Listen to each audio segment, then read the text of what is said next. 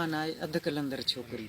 वाह वाह वाह वाह। तो मंझा वरतो जन्म आहे सभिनी पोपटन अध कलंदर छोकरी तुंहिंजो कहिड़ो आ वतन। वाह वाह।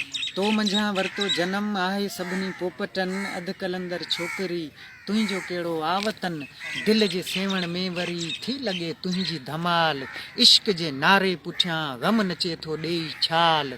जिस्म मां निकिरी वञी को थिए थो लाज़वाल रूह खां विछड़ी वरी को पयो ॻोल्हे बदन अध कलंदर छोकरी तुंहिंजो कहिड़ो आ वतन। वाह वाह वाह वाह। काल काल तंबेले मंझां जाग जो घोड़ो चरियो संज पाए सिक जो पए हवाउनि में तरियो हिणक हुन सां गॾु हुई ख़ाली ख़ाली परवरियो तुंहिंजे बारे में न पर कुझु ॿुधायो बादलनि अध कलंदर छोकरी तुंहिंजो कहिड़ो आ वतन।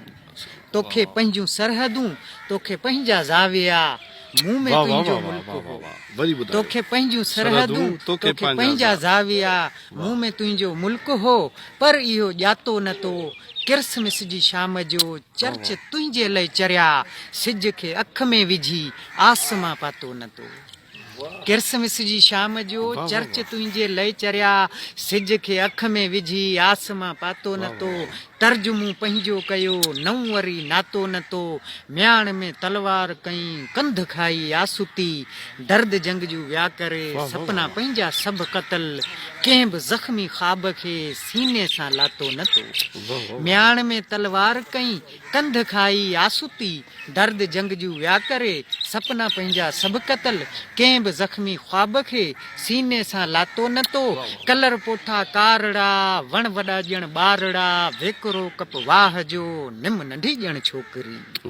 कलर पोठा कारड़ा वण वॾा ॼण ॿारड़ा वेकरो कप वाह जो निम नंढी ॼण छोकरी लाड़ जे लहजे विचां डंड खे ॻातो न तो मुंह में तुंहिंजा सभु सुञा पट केसी पिया हुजनि अध कलंदर छोकरी तुंहिंजो कहिड़ो आ वतन। मूं ॿुधो हो थी परे तूं वञी थींदीअ जबल अक जी फुलड़ीअ मंझां तूं वरी ईंदीअ फुटी लक तां लहंदे मथां अक तुंहिंजो पिया पुछनि भिट भिट जी भर मंझां कर्क वारी कासबो पेर तुंहिंजा दिल रुबा मूं तलाशा माठ में।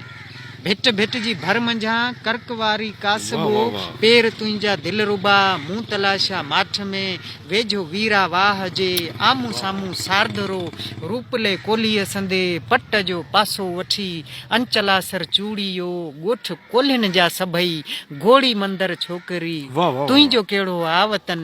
आई मुसाफ़िर छोकरी तुंहिंजो कहिड़ो आ वतन अध कलंदर छोकरी तुंहिंजो कहिड़ो आ वतन।